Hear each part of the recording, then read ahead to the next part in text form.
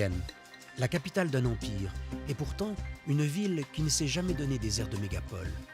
Poussée à l'est des cartes occidentales, elle se retrouve au centre de la Nouvelle Europe, riche des rêves qui l'ont façonnée et qu'elle conserve pieusement.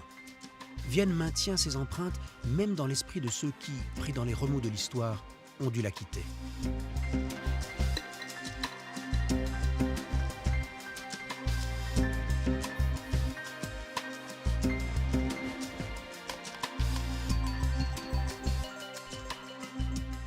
Christine et Lisa, deux sœurs inséparables.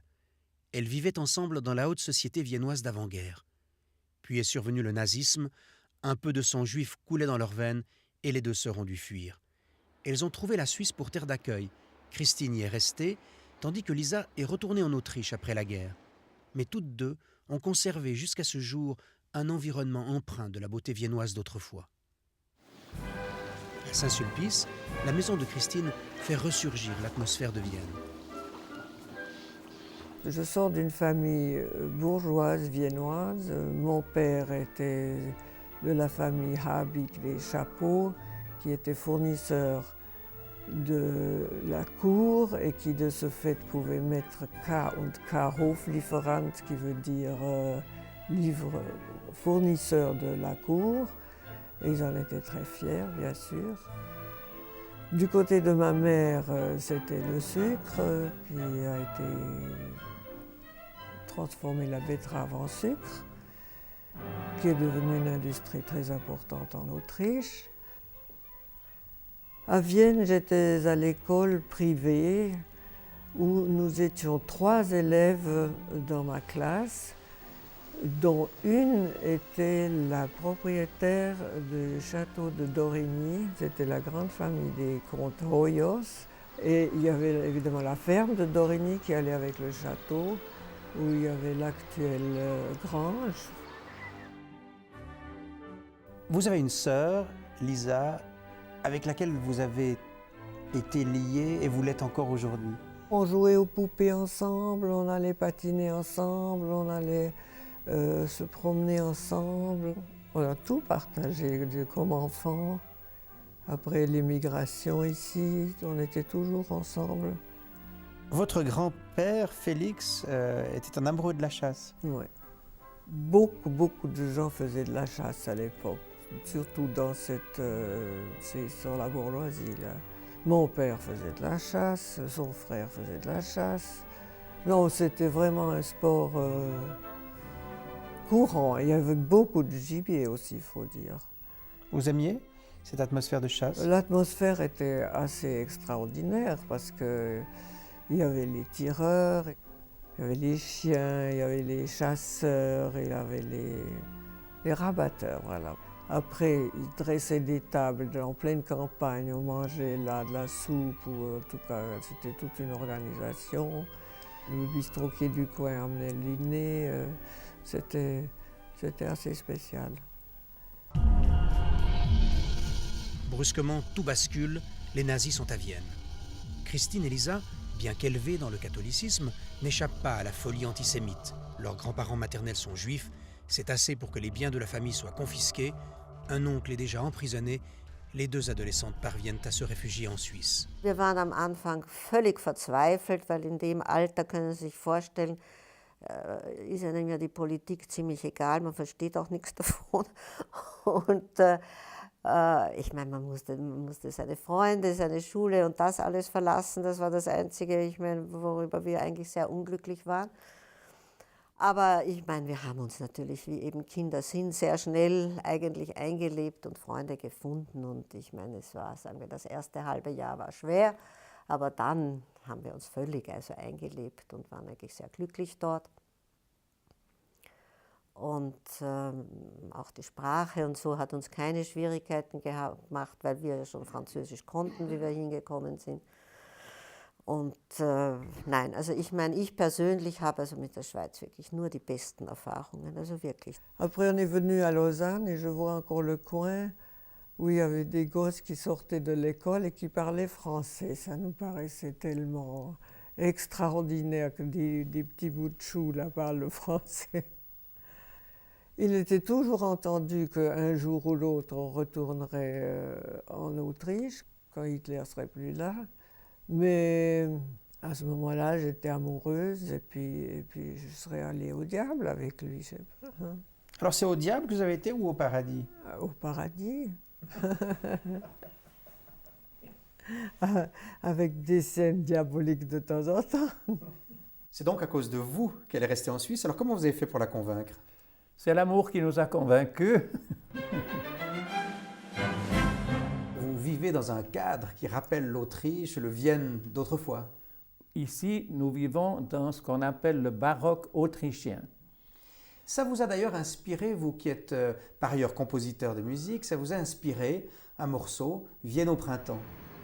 Tout à coup, par l'intermédiaire de votre femme, vous découvrez une grande ville impériale qui a imité dans une grande partie certains aspects architecturaux de Paris.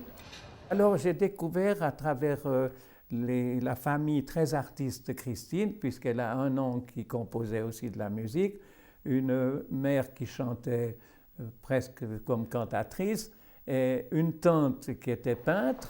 J'ai découvert une ville qui n'avait plus rien à faire avec ni Lausanne, ni mon petit village. Et ce monde m'a tellement enchanté que tout naturellement, la mélodie de Vienne au printemps m'est venue comme si j'étais viennois. Et j'ai chanté ce Vienne-là.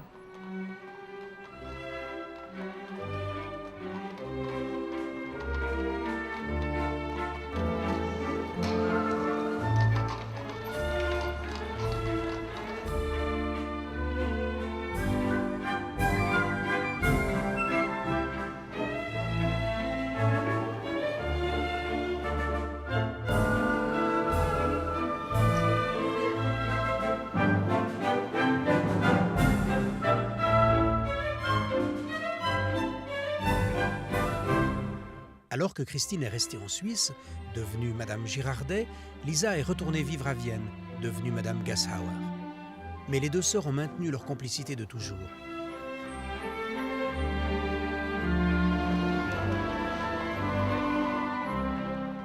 Mozart, Haydn, Strauss, les plus grands compositeurs ont empreint Vienne de leur génie. La musique tient la première place dans les familles traditionnelles viennoises, comme celle de Lisa Gashauer. Le rêve de son petit-fils Christophe est vivre un jour de la musique.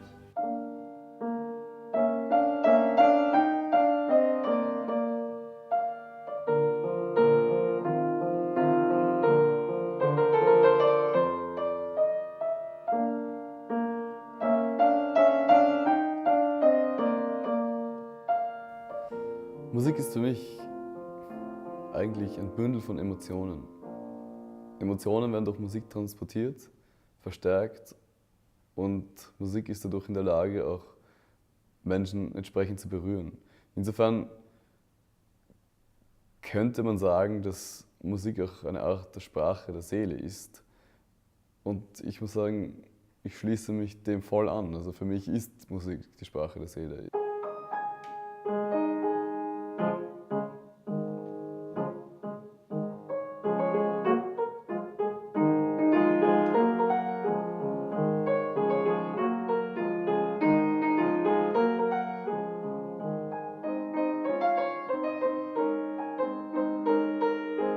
Man sagt bei uns, ich meine, man ist kein echter Wiener, wenn man nicht zumindest eine Großmutter hat, die entweder aus Brünn oder aus Budapest oder sonst wo kommt. Und das ist wirklich bis heute so. Ne? Es ist eben, die Wiener Familie ist eine Mixtur.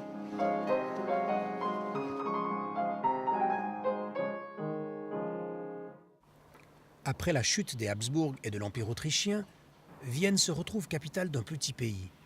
En fait, une aubaine, et l'échappe au surdimensionnement moderne, tout en gardant ses splendeurs impériales.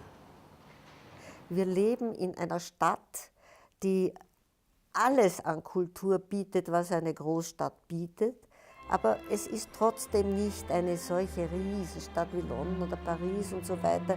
Es hat trotzdem einen gemütlichen Charakter. Ne? Und das ist schon ganz besonders hier.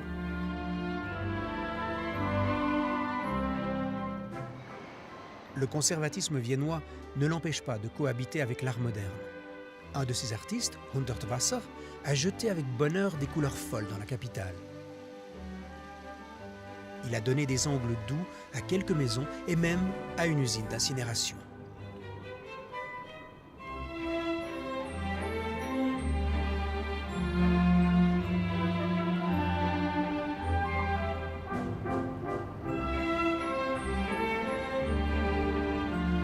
Après la Seconde Guerre, Vienne s'est retrouvée tout à l'est de l'Europe occidentale, à une quarantaine de kilomètres seulement de la frontière hongroise. La chute du mur de Berlin et l'élargissement de l'Union européenne à l'est la replacent à nouveau au centre de l'Europe. Die Osterweiterung bevorsteht, 2004 haben wir neue Mitglieder. Gerade da denke ich, dass Wien einfach eine Chance hat, von einer Außenseiterposition wieder zu einer Drehscheibe zwischen West- und Osteuropa zu werden. Ich könnte mir absolut vorstellen, eines Tages ein vereinigtes Europa zu sehen. Also im Prinzip ein Gebilde wie die Vereinigten Staaten, vielleicht unter anderen Voraussetzungen, aber das heißt nicht, also eine Kultur für ganz Europa und das war's dann, sondern es muss schon jede Region auch ihre Spezialität erhalten können. Wo ich in Wien auch vermute, dass diese eigene Facette erhalten bleiben wird, denn ich denke mal, Wien ist fast eigentlich zu traditionell im Denken, als dass gewisse kulturelle Strukturen einfach aufgegeben werden. Insofern wünsche ich Wien, dass es einfach in dieser Hinsicht weiter so bleibt, aber dennoch auch sich auch nicht vor Neuem verschließt.